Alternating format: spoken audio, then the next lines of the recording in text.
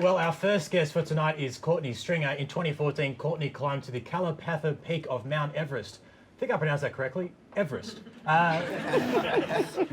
It's just above base camp. Courtney, thanks so much for joining us. Thank you so much. I had the best time. Well, tell us about it. So, Courtney, you got up to just above base camp. So that's what, like about 3,500 kilometres high, right?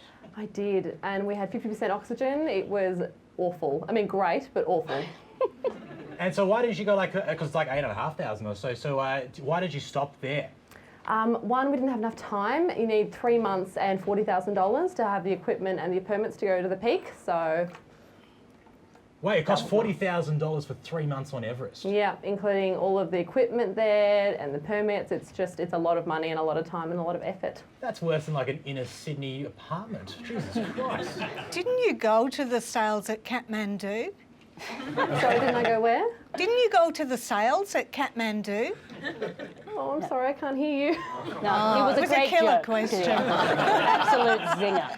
That's So, fine. Courtney, did you get any sort of altitude sickness? Yeah, a little bit. When we got to Namche Bazaar, which is about halfway, I started getting a bit headaches. There was always a bit of nose bleeding, but persevered. It wasn't too bad, and I got over it. So there are a lot of disaster movies coming out, you know, recently about Everest, about people getting sick when they reach those high heights. Have you seen one of those movies and you nudge the person next to you and say, that happened to me? Every time. Nearly every single time. I'm like, see that place? I went there. No biggie. It was Courtney, great. I heard that you went there for your 4-year anniversary with your boyfriend and you forced him to go up Everest. Oh, I can't get a was- man to buy me a latte and you can get a man into Nepal. What's your secret? I'm taking Look, that. he didn't really have a choice. I did tell him what we were doing. There wasn't much of a, hey babe, what do you reckon? So that's how it went down.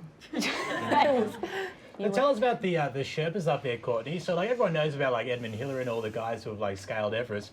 No one knows about these Sherpas. I feel like they're just the unsung heroes here. Oh, they really are. The amounts of weight they carry on their backs, I mean, it's ridiculous. I saw someone carrying 5 doors up there and, you know, the yaks help, but the manpower is definitely the force behind it all. It's very impressive. 5 doors. Yep, wooden doors that were just like 3 metres tall. It's unbelievable. Just for lols? Like just... Sorry. Why do you need doors? Am I the only one that... I don't know, like, oh mate, we need some like hiking gear, we need some crampons, and we need doors. Well, they have villages all the way up, so they need the doors, yeah. Okay. Were you born in a tent, Jack?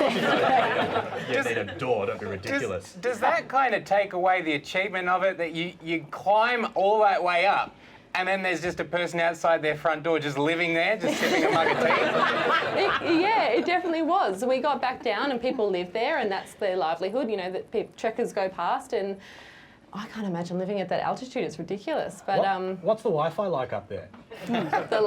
Sorry? What's the Wi-Fi like? Have they got a Wi-Fi password or is it just like You know what? They did, and it was excellent. Oh, really? Yeah. Oh, well, I guess we're all learning something tonight. I didn't expect that. That's No, fantastic. it was great. Courtney, the last thing I wanted to ask about was that obviously it's quite dangerous up there because a lot of people come and they flock to Mount Everest during like a 3-month period of the year, which is not when you went.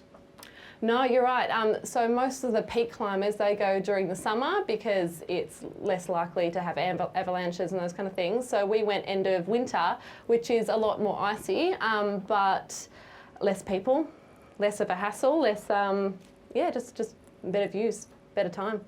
Fantastic. I might go up to Port Douglas this year, so doesn't really compare, does it? Courtney, thanks so much for joining us tonight. Thank you so much. I had a really good time.